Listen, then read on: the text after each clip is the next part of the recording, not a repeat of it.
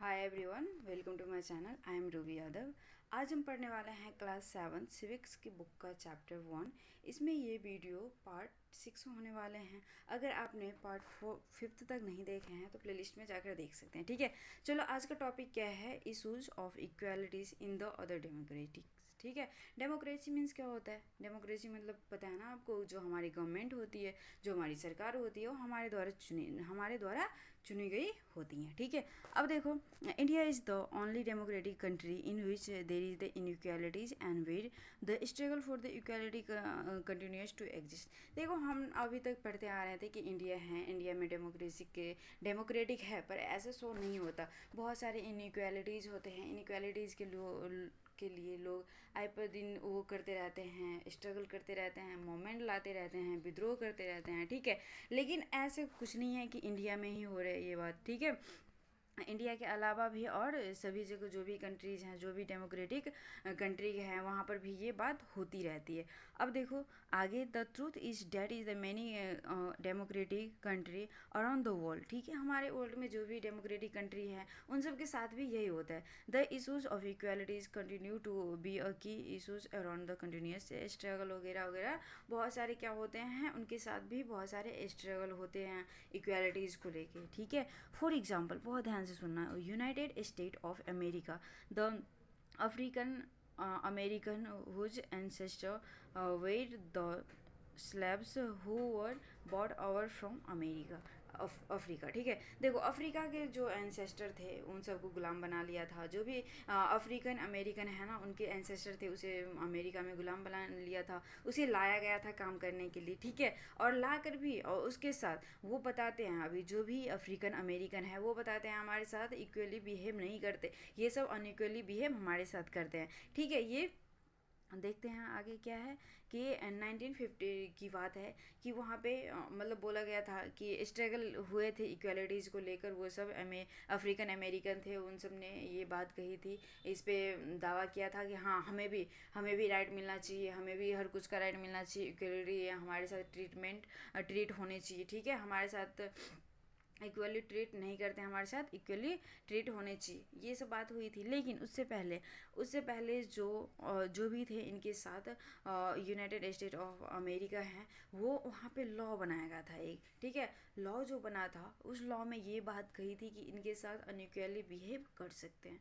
ठीक है, अनइक्वली इनके साथ ट्रीट कर सकते हैं। ठीक है, और ये बात बहुत गलत है। ठीक है, आगे देखो, for example when travelling by बस। देखो वहाँ पे क्या होता था ना कि जो अमेरिका के जो भी पर्सन थे वो ट्रैवल करते थे बस में, और अफ्रीकन अमेरिकन भी करते थे, है ना। अब देखो, कोई अगर मानकर चलो कोई अफ्रीकन अमेरिकन अगर आगे बैठ गया सीट पे, ठीक है, बस के सीट पे आगे बैठ गया, तो उन्हें हटा दिया जाता था। उन्हें बोलते थे कि पीछे बैठा करो, या फिर अगर वो मानकर चलो कोई बैठ रखे हैं, ठीक है, अफ्रीकन अमेरिकन कोई बैठ रखे हैं और वो काला पर्सन है, ठीक है, ब्लैक पर्सन कोई सीट पे ऑलरेडी बैठ रखे हैं, और कोई वाइट पर्सन आया और उसका मन है कि हम इस सीट पे बैठेंगे, तो उसे हटा दिया जाता था। ठीक है, जो ब्लैक पर्सन था उसे उठा दिया जाता था उस सीट से। लेकिन ऐसा होता था, उन्हें बोला जाता था कि पीछे बैठा करो, और नहीं तो अगर कोई आएगा, अगर वाइट पर्सन चाहेगा कि ये सीट मुझे मिलनी चाहिए, तो तुम्हें सीट छोड़नी पड़ेगी।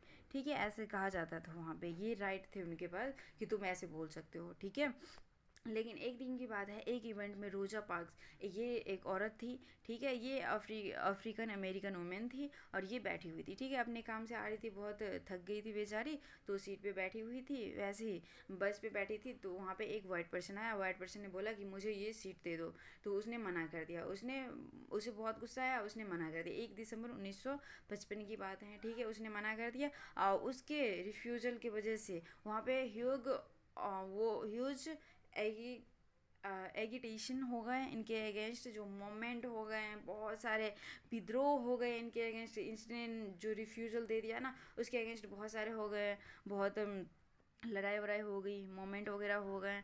ठीक है, तो उस मोमेंट को जो वहाँ पे हुआ था, भाई उसने तो सही किया था ना, कि क्यों हटे हम, ये हमारी सीट है ना। हाँ, उसने उस सीट से नहीं हटा, और फिर उसके वजह से बहुत मोमेंट हो गए। ठीक है, विद्रोह हो गया।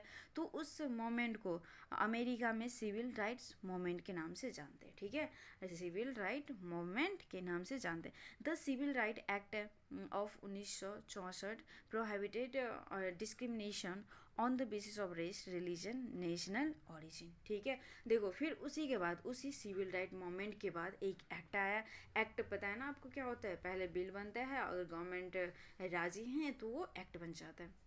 ठीक है, ये सिविल राइट एक्ट आया। एक्ट में ये लिखा हुआ था कि प्रोहिबिट करो डिस्क्रिमिनेशन को। ठीक है, जो भी डिस्क्रिमिनेशन सबके साथ होता है वो नहीं होना चाहिए, प्रोहिबिट करो उसे। As a race, religion, national origin आप डिस्क्रिमिनेट नहीं कर सकते किसी को भी। ठीक है, वहाँ के जो भी स्कूल थे उसे खोल दिया गया अफ्रीकन अमेरिकन चिल्ड्रन के लिए। ठीक है, लेकिन फिर भी majority of African American continues to the among of poorest in the country। जो भी मेजोरिटी में ज़्यादा फॉर्म में कौन थे? जो पुअर पर्सन थे, अफ्रीकन अमेरिकन बहुत ज़्यादा गरीब थे, लेकिन उनके बच्चे ये अफोर्ड नहीं कर पाते थे, बड़े बड़े स्कूल में जाकर नहीं पढ़ते थे, तो वो सरकारी स्कूल में जाते थे, पढ़ते थे। सरकारी स्कूल में बहुत लो फैसिलिटीज़ थी, पुअरली क्वालिफाइड टीचर थे, टीचर वीचर को ज़्यादा कुछ आता नहीं था, वो उन्हें पढ़ाते थे। लेकिन दूसरी तरफ जो अमेरिकन चिल्ड्रन थे वो प्राइवेट स्कूल में जाते थे, उन्हें हाई फैसिलिटीज़ भी मिलती थी, हर कुछ मिलता था और वो अच्छे से पढ़ाई लिखाई करते थे। ठीक है, प्राइवेट स्कूल जाते थे, high rate as a private school के फॉर्म में स्कूल होता था और वहाँ पे वो सब पढ़ाई लिखाई करते थे। लेकिन जो अफ्रीकन अमेरिकन थे उनके साथ ऐसा नहीं होता था। ठीक है, अब देखो नेक्स्ट टॉपिक क्या है। नेक्स्ट टॉपिक है चैलेंज ऑफ डेमोक्रेसी। ठीक है, चैलेंज ऑफ डेमोक्रेसी हम पढ़ने जा रहे हैं। देखो, no country can be described as beings completely democratic. किसी भी कंट्री, वर्ल्ड में कोई भी कंट्री है ना, किसी भी कंट्री को हम कम्प्लीटली डेमोक्रेटिक नहीं बोल सकते, नहीं बोल सकते, बिल्कुल नहीं। क्यों? क्योंकि they are the always communities and individual trying to expand the idea of democracy and pull for the greatest recognizing of equalities on existing as well as new issues. ठीक है, देखो किसी के भी मन में कम्युनिटीज़ बना करके चले गए, कोई इंडिविजुअल है, किसी के मन में भी कोई भी बात आए कि डेमोक्रेटिक हैं, हम डेमोक्रेटिक इंडियन हैं, हम डेमोक्रेटिक कंट्री के इंडियन हैं, तो हमारे साथ ऐसे क्यों होता है? ऐसे होना चाहिए। हर दिन कुछ ना कुछ बातें चलती ही रहती है और मोमेंट होता ही रहता है, विद्रोह होता ही रहता है। ठीक है, किसी भी इशूज़ पे हमेशा विद्रोह होता ही रहता है।